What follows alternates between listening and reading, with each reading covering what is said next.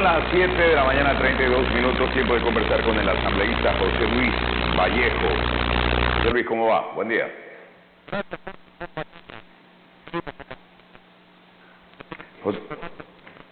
José, por favor, encienda su micrófono, no le estamos escuchando.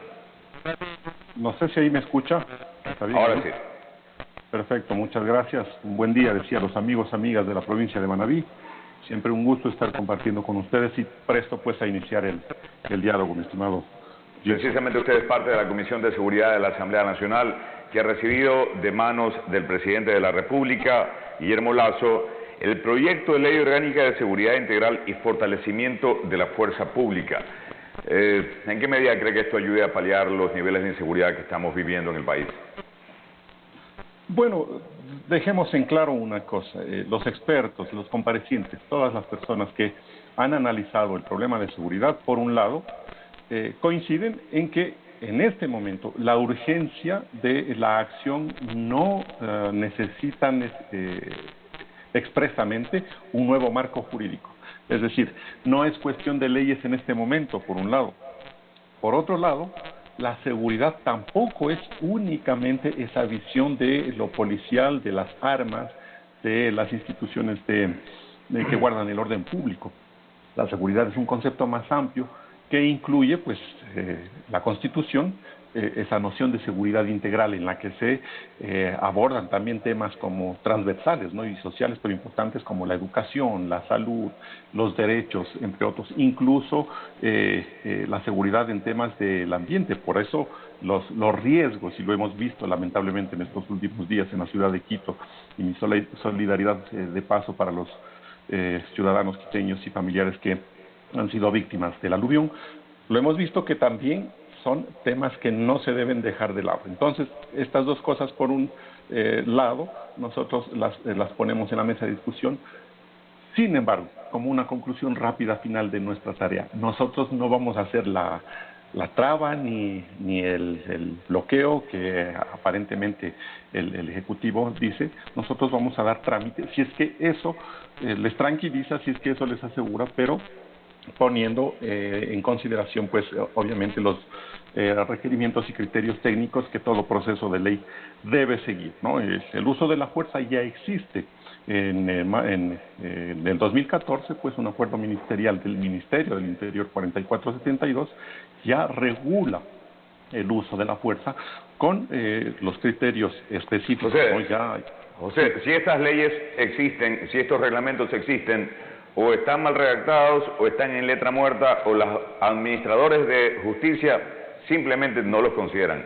Vea cuántos casos tenemos de policías que en ejercicio de su función, arriesgando su propia vida, han tenido enfrentamientos, han aniquilado delincuentes, y resulta que los malos terminan siendo los policías para la justicia ecuatoriana. El caso del policía Olmedo, por ejemplo, es un vivito ejemplo. ¿No le parece que sí hay que fortalecer ese tipo de leyes para que quien arriesga la vida, quien defiende a los demás, no termine siendo perseguido por la propia justicia?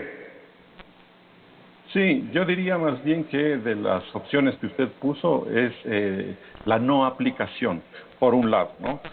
Además, los expertos sugieren que un estado ideal en el que se eleve el nivel de seguridad es en el que se interviene mínimamente en cuestiones penales, pero que se fortalecen de manera drástica pues otros requerimientos, por ejemplo la capacitación que hemos tenido nosotros, que del 2016 más o menos, que tuvimos un máximo de 16,000 capacitaciones a los efectivos policiales, hemos pasado al 2021 a 3,000 capacitaciones, y ese es un tema que lo dejan marcado, ese es un tema muy claro. Es decir, hemos reducido en un 82% las capacitaciones, hemos reducido el presupuesto, hemos reducido el entrenamiento, la dotación a los efectivos policiales. Obviamente no están preparados. Entonces, no es solamente la cuestión de la ley, insisto, el acuerdo ministerial 4472 regula esto. ¿Los policías pueden usar armas letales? Sí, pueden hacerlo. ¿En qué casos? En las condiciones que establece el artículo 14, que haya un peligro actual, real e inminente de lesiones graves o de muerte, en caso de que resulten insuficientes otras medidas extremas. Entonces, sí hay normativa por el momento, es decir, necesitamos más bien la acción política, necesitamos la política pública, necesitamos la ejecución desde el gobierno en un marco normativo que ya existe.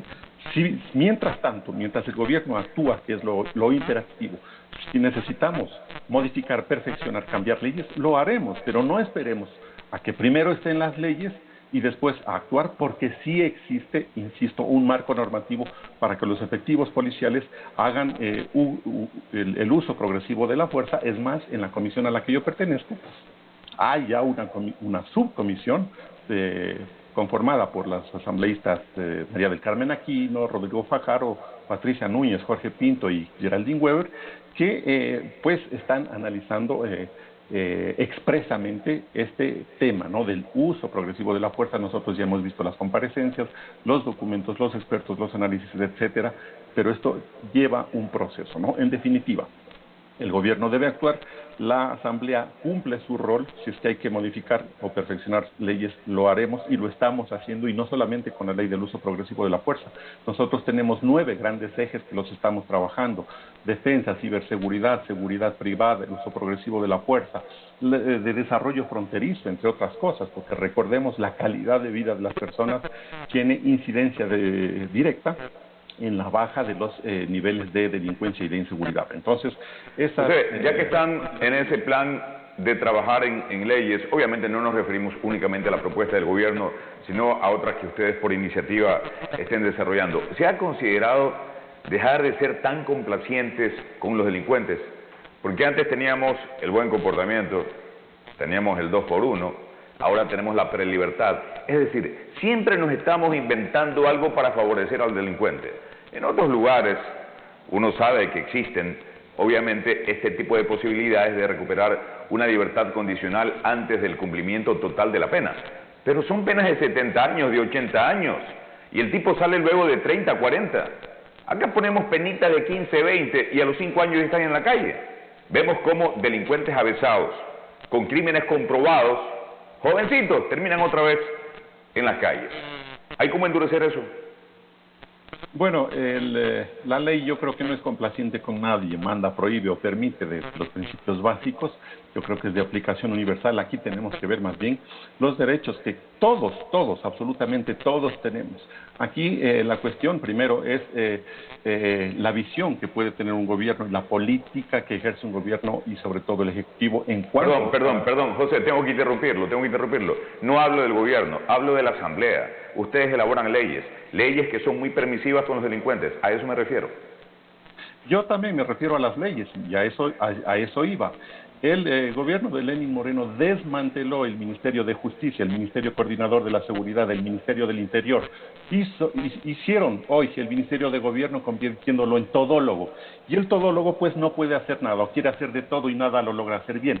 ¿Por qué digo esto? Porque también se destruyó el modelo de gestión de rehabilitación en los temas carcelarios.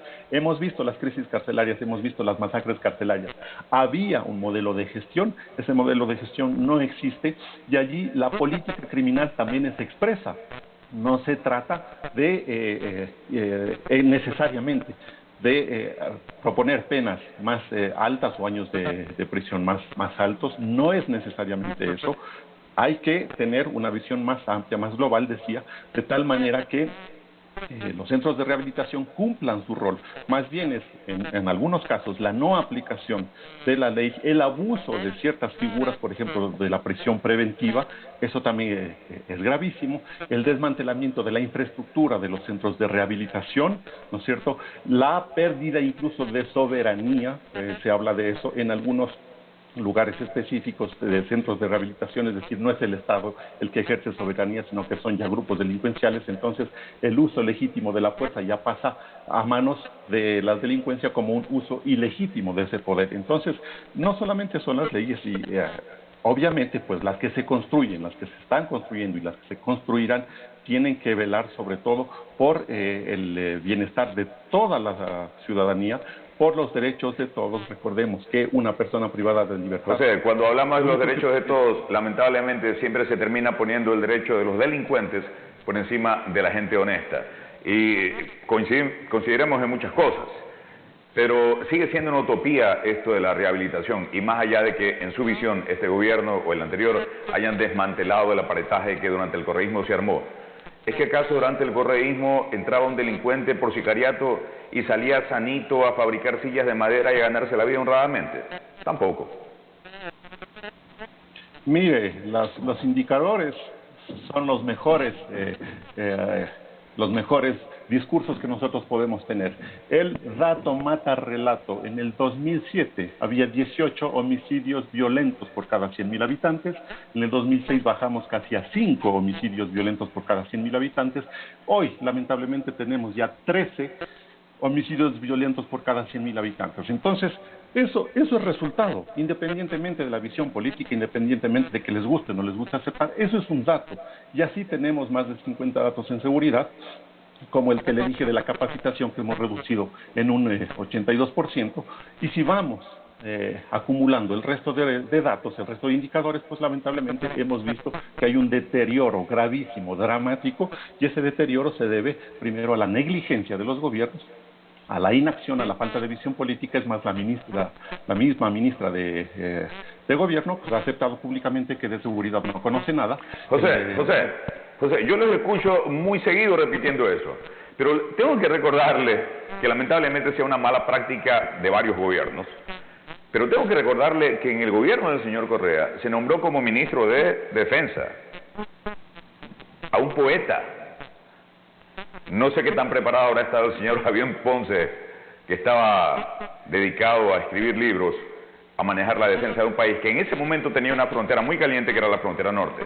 Entonces, si se pone alguien que no sabe el tema central de su actividad, obviamente es un error. Ojalá el señor Lasso, de ser cierto esto, más allá de la expresión de la señora Vela, tome los correctivos del caso, y repito, es una mala práctica que parece que se sigue repitiendo. ¿Algo que quiera agregar en la parte final, José? Bueno, que nosotros estamos atentos, nosotros estamos construyendo leyes desde la Asamblea, estamos fiscalizando también, y estamos, obviamente, desde la Comisión, en un trabajo que es interdisciplinario y en un trabajo que también rebasa la bandera política. Nosotros estamos 9 asambleístas de diferentes banderas políticas, incluso hay el compañero Pinto, que es del partido, creo, pero estamos empujando hacia adelante a la comunidad que se informe, pues, por las vías oficiales en algunos casos, y por vías también válidas, para que conozcan de nuestra acción, pues, y también están invitados a venir a la comisión. Cualquier persona que tenga dudas, que tenga iniciativas o que tenga aportes para hacer en los temas de seguridad, de soberanía y de integración, con mucho gusto. A nosotros siempre prestos a colaborar con la ciudadanía, y también agradecer el espacio a los medios de comunicación. Un abrazo a todos y a todas. Un buen día. A usted, José Luis, por participar con nosotros. Que pase buen día. Son las 7:45 minutos.